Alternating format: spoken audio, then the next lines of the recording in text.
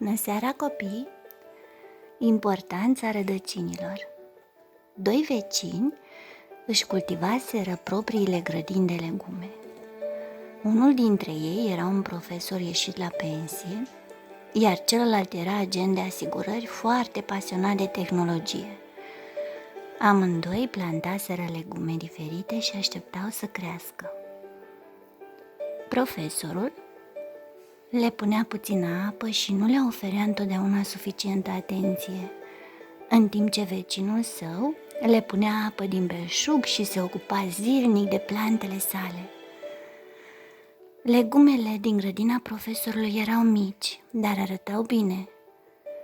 Cele ale agentului de asigurări erau mari și verzi. Într-o noapte, o furtună puternică s-a abătut peste sat.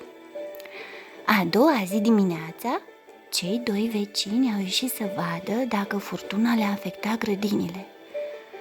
Vecinul, care era agent de asigurări, a văzut cu groază cum toate plantele erau scoase din rădăcini și totul era distrus. Plantele din grădina profesorului însă nu erau deloc afectate, stăteau mândre în pământ.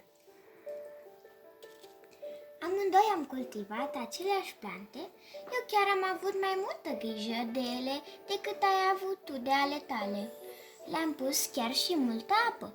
Totuși, plantele mele au fost smulse din rădăcini, în timp ce ale tale nu au pățit nimic. Cum e posibil? S-a întrebat agentul de asigurări. Profesorul a zâmbit ușor.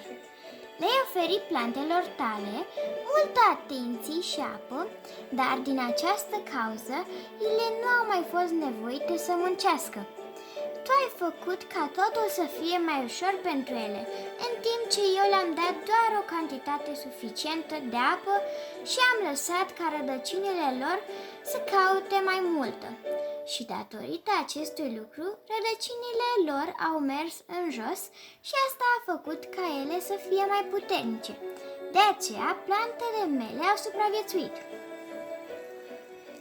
Morala. Această poveste are o morală puternică și pentru părinți, deoarece copiii sunt asemenea acestor plante.